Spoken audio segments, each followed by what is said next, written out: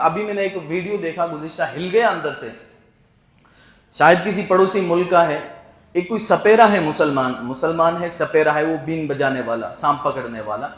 اس سے کسی یوٹیوبر نے پوچھا کہ آپ کلمہ سنائیے، اشہدو اللہ، کلمہ سنائیے. نہیں، بلکہ کلمہ بھی نہیں، انہوں نے کہا کہ اپنے نبی کا نام بتائیے، ہمارے نبی کون ہے؟ تو اس نے کہا مجھے نہیں آتا. تو سامنے سے پوچھا کہ کیوں نہیں آتا، آپ مسلمان نہیں؟ تو کہا مسلمان تو ہوں. تو پھر کیوں نہیں آتا نبی کا نام؟ تو اس نے کہا کہ یار کیا کروں، میرے ماں باپ نے مجھے پڑھایا نہیں، میرے ماں باپ نے مجھے بین بجانی سکھوائی، سانپ پکڑنے سکھائے، دین نہیں سکھایا.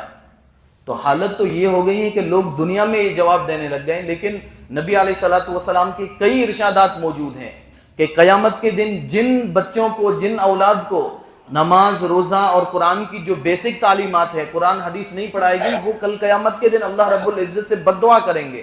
جب اللہ رب العزت ان سے پوچھیں گے کہ قرآن کریم جو میرا پیغام تھا، میرا میسیج تھا، اس کو ریسیو نہیں کیا، اس کو نہیں پڑھا تم نے، اس کے اوپر زندگی نہیں گزاری. میں نے نبی علیہ الصلوۃ والسلام کو بھیجا تھا، آپ نے 63 سال تک تکلیفیں اٹھائی صرف تمہارے لیے، تاکہ تمہارے تک دین پہنچ جائے، اور تم نے اس دین کو پڑھائی نہیں، اس دین کے مطابق زندگی نہیں گزاری. تو وہ بچے کہیں گے ربنا آتی ضعفین من العذاب، کہ اللہ ہم کیا کریں، ہمارے ماں باپ نے ہمیں نماز نہیں سکھائی، ہمارے ماں باپ نے ہمیں قرآن نہیں سکھایا، اور ربنا آتی ضعفین من العذاب. یہ حدیث کے الفاظ ہیں، الفاظ آگے پیچھے ہو سکتے ہیں.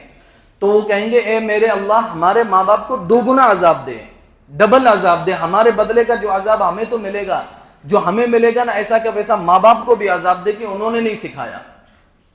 تو یہ ماں باپ کے اوپر اولاد کا سب سے بڑا حق ہے، نماز کا پابند بنانا، قرآن کریم کی تعلیمات دلانا، قرآن کریم اور شریعت کا علم حاصل کروانا. آج ہم لوگ اس کی فکر ہی نہیں کرتے ہیں.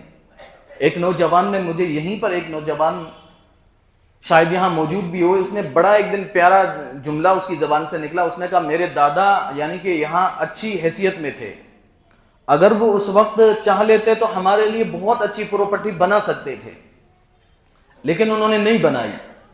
تو وہ پوتا کہہ رہا ہے کہ اچھا ہوا ہمارے دادا نے وہ پراپرٹی نہیں بنائی. اگر وہ بنا لیتے نا اس وقت، تو وہ کہتے اس وقت ہم، آپ امام صاحب کے ساتھ اس وقت بات نہیں کر رہے ہوتے. اگر اچھی خاصی پراپرٹی بنا لیتے، ہم شہر کے سب سے امیر ترین لوگ ہوتے.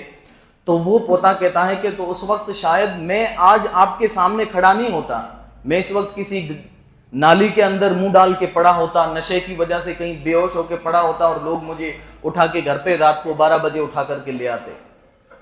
تو جس دولت کا نشہ ہمیں چڑھا ہوا ہے نا، جس دولت کو کہ بس دولت ملنی چاہیے ہمارے بچوں کو، ہم جب چھوڑ کر کے جائیں تو ہمارے بچوں کو کوئی آنچ نہیں آنی چاہیے، چاہے حلال ہے، حرام ہے، سود سے آ رہی ہے، کسی کے ساتھ دھوکے سے آ رہی ہے.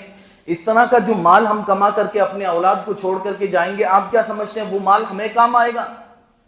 وہ مال کا درپیوگ ہوگا، اس مال کا غلط استعمال کیا جائے گا، اور ہماری نسلیں اس مال کو گناہوں کی چیزوں پر خرچ کرے گی، جس کی وجہ سے وہ تو خود کو جہنم کا ایندھن بنیں گے، اس کے ساتھ ہمیں بھی بنائیں گے. تو حلال اور اپنی اوقات میں، شریعت کے حدود میں رہ کر کے زندگی. اس نوجوان کا یہ بڑا پیارا جملہ تھا اور جواب تھا. ویسے عام طور پر کہتے نہیں، عام طور پر آج کے جوان اور آج کے لوگ کہتے ہیں ہمارے باپ نے ہمارے لیے کیا ہی کیا ہے، ہمارے دادا نے ہمارے لیے کیے ہی کیا، یہ کہتے ہیں. لیکن اس نوجوان کی سوچ کو سلام ہے، ہوتا ایسا ہی ہے، ریئلٹی ہے یہ. جو خاندانی امیر ترین گزرے آتے ہیں، آپ کیا سمجھتے ہیں ان کی اولادیں مسجدوں کی پہلی صف میں اذان کی آوازیں سن کر کے آتی ہیں، وہ ڈھول اور گانوں کے سرور اور رقص پر ناچ رہے ہوتے ہیں، اور نشے کے دھوؤں میں، جیسے نشے کی اور سگریٹوں کی دھوئیں جیسے بل کھاتے ہیں ایسے ناچ رہے ہوتے ہیں، پتہ نہیں کون کون سے اڈوں پہ جا رہے ہوتے ہیں.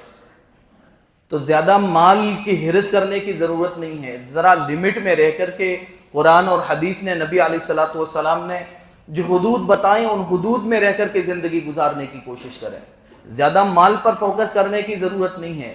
مال دنیا کی ضرورت ہے، ضرورت کے لیے استعمال کیا جائے گا، لیکن آخرت کو ہمیشہ یاد رکھا جائے گا.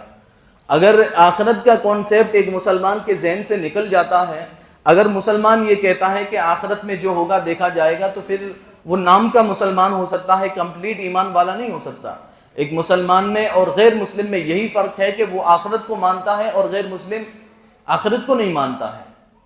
تو آج ہمارا معاشرہ گویا کھلے الفاظ میں آخرت کا انکار نہیں کر رہا ہے، لیکن دبے دبے الفاظ میں اپنے کردار سے، اپنے کیریکٹر سے وہ آخرت کو، مرنے کے بعد زندہ ہونے کو، اللہ کے سامنے کھڑے ہونے کو، اپنی زندگی کے ایک ایک کیے ہوئے عمل کے جو اللہ رب العزت کے سامنے حساب اور جواب دینا ہے، اس کا انکاری بن چکا ہے، اس سے منع کر رہا ہے کہ ایسا نہیں ہوگا۔